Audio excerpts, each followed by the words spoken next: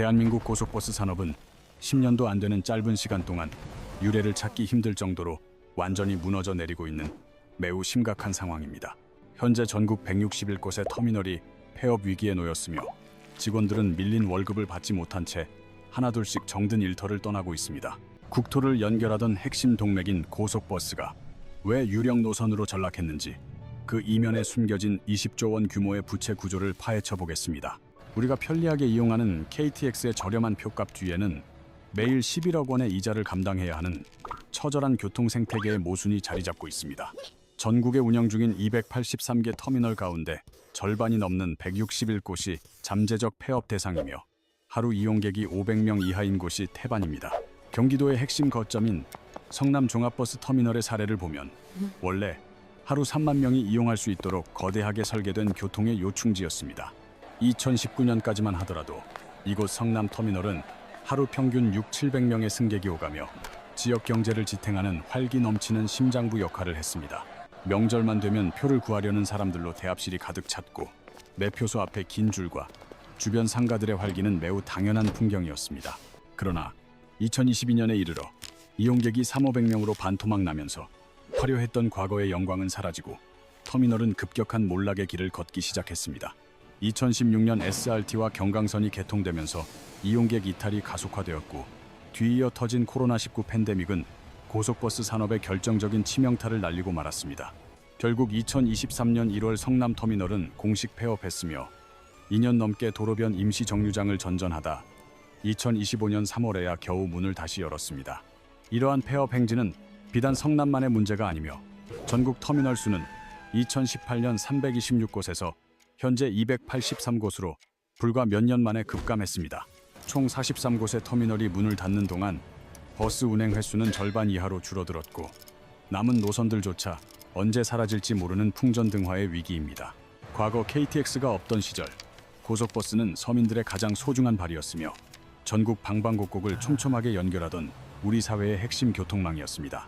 방학이면 고향으로 향하는 대학생들과 출장길에 오른 직장인들로 붐비던 터미널은 사람들의 만남과 헤어짐이 교차하던 뜨거운 감정의 공간이기도 했습니다. 하지만 찬란했던 그 모든 풍경은 불과 몇 년이라는 짧은 세월 사이에 모래성처럼 허무하게 무너져 내리며 유령 같은 공간으로 변했습니다. 흔히 코로나19가 원인이라고들 말하지만 사실 고속버스 산업의 위기는 구조적 모순으로 인해 이미 오래전부터 서서히 내부적으로 쳐사터지고 있었습니다. 지금 우리 눈앞에 펼쳐진 텅 빈 유령 터미널들은 단순히 건물이 비어있는 문제가 아니라 대한민국 교통 시스템 전체의 붕괴를 경고합니다. 직원들이 도망쳤다는 현장의 목소리는 결코 과장이 아니며 실제로 경영난을 견디다 못한 버스 회사들은 매표 직원들을 가장 먼저 내보냈습니다. 사람이 떠난 자리에는 차가운 키오스크만 덩그러니 남았으며 이는 기술의 진보가 아니라 사람을 고용할 여력조차 없는 비참한 경영 현실의 증거입니다. 버스 기사들마저 정든 핸들을 놓고 떠나는 이유는 운전대를 잡고 달릴수록 오히려 개인의 빚이 늘어나는 기막힌 현실 때문입니다. 버스를 몰수록 적자가 쌓이는 이 모순적인 수익 구조 속에서 그 어떤 기사가 자신의 생계를 걸고 계속 운행을 고집하겠습니까? 수십 년의 노하우를 가진 베테랑 기사들은 이제 수익이 더 확실한 화물차 운전이나 급성장하는 배달 시장으로 발길을 옮기고 있습니다. 업계 관계자들은 기사 한 명이 그만둘 때마다 그 빈자리를 대신할 새로운 인력을 구하는 것이 하늘의 별 따기보다 어렵다고 토로합니다. 새로운 미래를 꿈꾸는 청년들은 이 고단한 업계에 발을 들이려 하지 않고 기존의 숙련된 기사들마저 하나둘씩 소리 없이 사라지고 있습니다. 승객이 줄어들면 버스 회사는 어쩔 수 없이 운행 횟수를 줄여야 하고 이는 곧 이용객들의 극심한 불편과 이탈로 이어지게 됩니다. 불편을 느낀 사람들이 다른 교통수단으로 옮겨가면 승객은 더 줄고 운행은 또 감축되는 멈추지 않는 가혹한 악순환이 반복되고 있습니다. 터미널을 관리하는 사업자들 또한 막대한 건물 유지비를 감당하지 못해 바닥을 치는 임대료 수입을 보며 깊은 시름에 빠져 있습니다. 버스 노선이 끊기자 활발했던 상가들도 도미노처럼 문을 닫고 있으며 사업자들은 차라리 건물을 매각하고 떠나려는 결심을 굳히고 있습니다. 이처럼 고속버스 산업이 붕괴 직전에 몰렸음에도 불구하고 정부는 실질적인 대책 없이 여전히 미온적이고 소극적인 태도로 일관할 뿐입니다. 민간 기업의 자생적 노력에만 책임을 떠넘기고 있지만 이것은 단순한 한 산업의 위기를 넘어 대한민국 교통 인프라 전체의 붕괴입니다.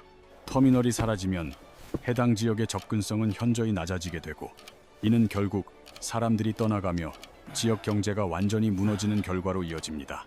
고속버스의 몰락이 곧 지방 소멸의 전조라는 사실을 직시해야 하며, 우리는 이 비극이 시작된 근본적인 가격 구조를 반드시 들여다봐야 합니다. 서울에서 부산까지 가는 여정을 가정해보면 KTX는 약 6만 원의 요금으로 단 2시간 반 만에 목적지까지 승객을 실어 나릅니다. 반면 프리미엄 고속버스는 약 4만 원의 요금을 받지만 도로 상황에 따라 4시간 반에서 5시간이라는 훨씬 긴 시간이 소요됩니다. 두 수단의 가격 차이가 겨우 2만 원도 채 되지 않는 상황에서 합리적인 소비자라면 당연히 압도적으로 빠른 KTX를 선택하게 됩니다.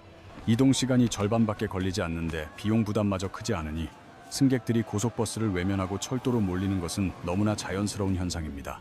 그러나 이 편리한 가격 구조가 과연 시장 원리에 부합하는 공정한 경쟁의 결과인지에 대해서는 매우 심각하고 비판적인 의문이 제기됩니다.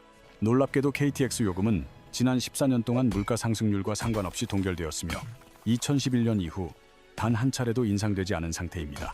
그동안 우리 주변의 모든 물가가 얼마나 가파르게 올랐는지를 상기해 본다면 철도 요금의 장기 동결은 실로 믿기 힘든 기현상입니다. 지난 14년간 커피값은 2배로 뛰고 최저임금은 128%, 전기요금은 182%나 올랐지만 KTX 요금만은 기이할 정도로 제자리에 머물러 있습니다. 한국 KTX의 1K매당 요금은 143원으로 일본 신칸센의 250원이나 프랑스 테제베의 422원에 비해 현저히 낮은 수준을 유지하고 있습니다. 독일 IC의 요금이 546원에 달하는 것과 비교하면 대한민국의 KTX는 해외 고속철도보다 무려 3배 이상 저렴하게 운영되는 셈입니다. 이러한 초저가 요금이 가능한 유일한 이유는 코레일이 공기업이기 때문이며 정부가 물가 안정을 명분으로 요금 인상을 강하게 억제해왔기 때문입니다. 코레일 운영 과정에서 발생하는 막대한 적자는 결국 국민들이 납부한 소중한 세금으로 메꾸면 된다는 안일한 인식이 그 바탕에 깔려 있습니다. 반면 고속버스 회사들은 엄연한 민간 기업이기에 적자가 쌓이면 정부의 지원 없이 그대로 회사가 무너지고 파산할 수밖에 없는 가혹한 구조입니다. 기름값이 30% 이상 치솟고 타이어와 부품값, 그리고 각종 보험료까지 모든 운영 비용이 폭등했지만 버스 회사들은 이 고통을 홀로 감내해야 했습니다. 민간 기업의 생존을 위해서는 당연히 요금을 올려야 하지만 정부는 서민 교통비 부담 경감이라는 명분을 앞세워 버스 요금 인상을 쉽게 허락하지 않았습니다. 겉으로는 서민을 위하는 정책처럼 보이지만 실상은 민간 버스 회사들의 손발을 꽁꽁 묶어 경영 위기를 부채질하는 결과만을 초래하고 말았습니다. 국가의 전폭적인 지원을 받는 공기업 철도와 홀로 살아남아야 하는 민간 버스가 같은 구간에서 경쟁하는 것 자체가 애초에 불공정한 게임입니다. 가까운 일본의 경우 고속버스와 신칸센이 각자의 영역에서 공정한 규제 아래 균형을 맞추며 서로 다른 수요층을 공략하며 공존하고 있습니다. 일본 버스는 저렴한 가격을, 철도는 빠른 속도를 무기로 시장에서 경쟁하지만 한국은 이 균형이 완전히 깨져 버스 산업의 붕괴를 가속하고 있습니다. 코레일은 보조금을 받으며 낮은 요금을 유지하는 반면 버스 회사는 시장 논리에 따라야 함에도 요금만큼은 정부의 강력한 통제를 받는 모순에 빠졌습니다. 2020년 대비 기름값과 인건비가 폭등하고 버스 차량 가격까지 크게 올랐지만 이를 요금에 반영할 수 없는 구조적 한계로 적자는 눈덩이처럼 불어났습니다. 쌓여가는 적자를 감당하기 위해 회사들은 가장 먼저 인건비를 줄이고 매표 직원을 내보냈으며 버스 운행 횟수마저 대폭 줄이는 고육지책을 선택했습니다. 수익성이 낮은 노선부터 차례로 폐지하다가 결국 회사 자체가 문을 닫는 비극적인 과정이 현재 대한민국 전국 곳곳에서 동시다발적으로 벌어지고 있습니다. 표를 의식하는 정치인들은 대중교통 요금 동결을 선호하지만 이는 눈앞의 인기만을 쫓는 짧은 생각일 뿐 미래의 교통복지를 파괴하는 행위입니다. 당장은 싼 요금이 좋아 보일지 몰라도 그 비용은 사라지지 않으며 결국 서비스 품질 저하나 노선 폐지라는 더 큰 대가로 우리에게 돌아옵니다. 민간 기업이 무너지고 일자리가 사라지는 형태로 치러지는 이 가혹한 비용은 결국 지방의 교통 접근성을 파괴하고 지역 경제를 마비시킵니다. 2024년 상반기 기준 전국 터미널 이용객은 2019년의 60% 수준으로 급감했으며 시외버스의 경우 이용객이 무려 40%까지 떨어지는 참혹한 실정입니다. 버스 회사들은 이제 생존을 위해 수익이 나지 않는 노선을 과감히 버린다는 비정한 결론을 내릴 수밖에 없었습니다. 처음에는 승객이 적은 심야 시간대에 운행을 줄였고 이어 하루 운행 횟수 자체를 대폭 감축하기 시작했습니다. 그럼에도 적자가 해결되지 않자 이제는 정부의 운행 면허를 반납하고 노선에서 완전히 철수하는 강수를 두고 있습니다. 가장 먼저 사라진 것은 승객이 5명도 채 되지 않아 기름값조차 나오지 않던 지방의 소규모 노선들이었습니다. 지방 노선이 사라진다는 것은 그 지역 주민들에게는 유일한 이동 수단인 생명줄이 끊긴다는 비극적인 의미입니다. 자가용이 없는 사람들은 완전히 고립되며 특히 이동권 확보가 절실한 고령층이 가장 치명적인 피해를 입게 됩니다. 한 시골 마을의 할머니는 가장 가까운 종합병원에 가기 위해 버스를 2번 갈아타며 2시간을 이동해야 했습니다. 하지만 이제는 버스가 사라져 왕복 택시비로만 10만 원을 써야 하며 이는 한 달 생활비의 상당 부분을 차지합니다. 결국 과도한 교통비 부담 때문에 아픈 곳이 있어도 꾹 참다가 병을 키워 응급차에 실려가는 안타까운 일이 현실이 되었습니다. 버스가 다니지 않는 터미널은 존재 이유를 상실했고 사업자들은 건물 유지비를 감당하지 못해 줄줄이 폐업을 선언합니다.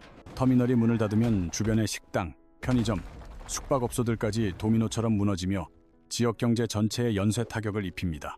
버스 노선의 반납은 단순히 회사 하나의 결정이 아니라 한 지역의 생존을 지탱하던 혈관이 잘려나가는 것과 같습니다.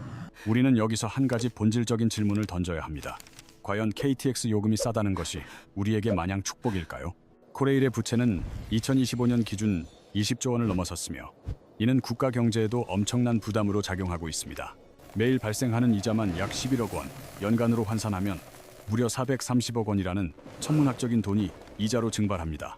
이 막대한 이자와 적자를 메꾸는 돈은 하늘에서 떨어지는 것이 아니라 결국 우리가 낸 소중한 국민 세금입니다. 여러분이 KTX 표를 6만 원에 샀더라도 실제 서비스 비용이 8만 원이라면 나머지 2만 원은 전 국민이 세금으로 메꾸는 꼴입니다. 착한 요금이라는 달콤한 이름 뒤에 숨겨진 이 엄청난 빚의 부메랑은 조만간 더 큰 위기로 우리에게 돌아올 것입니다.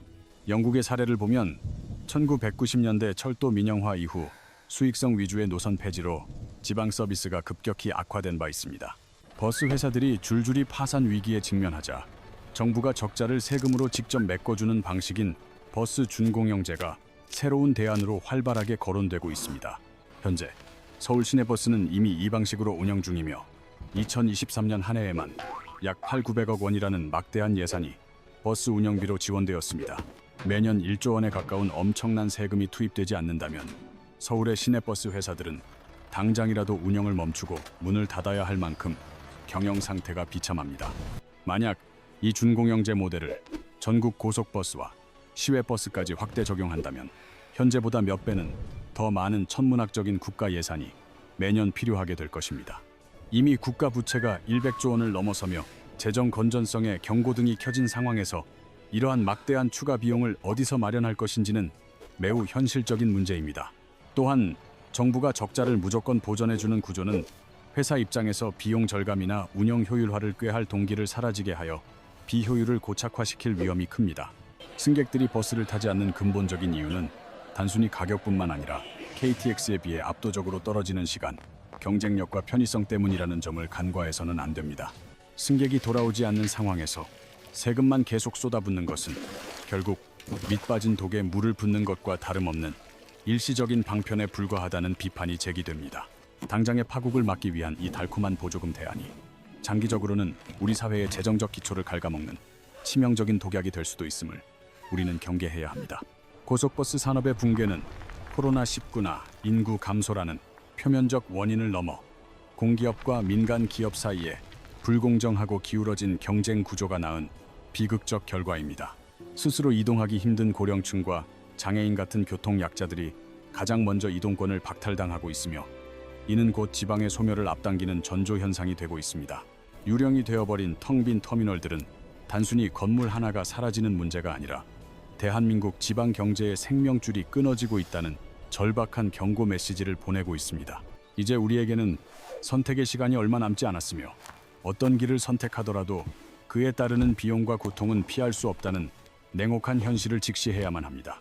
첫 번째 길은 대중교통 요금을 현실화하여 시장의 공정한 경쟁 환경을 복원하는 것이며 이는 당장 소비자들의 경제적 부담을 가중시키는 고통을 수반합니다.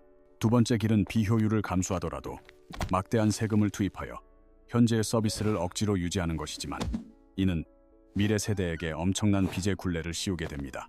지금 당장 결단을 내리지 않고 시간을 끈다면 나중에는 우리가 선택할 수 있는 대안 자체가 아예 사라져버리는 최악의 상황을 맞이하게 될 수도 있습니다. 전국 곳곳의 버스 회사들이 완전히 붕괴되어 되돌릴 수 없는 지경에 이르기 전 대한민국 교통 시스템의 근본적인 구조 개혁에 대한 사회적 논의가 시급합니다. 유령 터미널이 보내는 마지막 경고를 무시한다면 그 대가는 결국 우리 모두의 삶의 질, 저하와 지방 공동체의 완전한 붕괴라는 참혹한 결과로 돌아올 것입니다. 진정으로 서민을 위한 정책이 무엇인지, 그리고 공정한 경쟁이란 어떤 모습이어야 하는지 우리는 감정에 치우치지 않는 냉정한 시각으로 다시금 고민해봐야 합니다.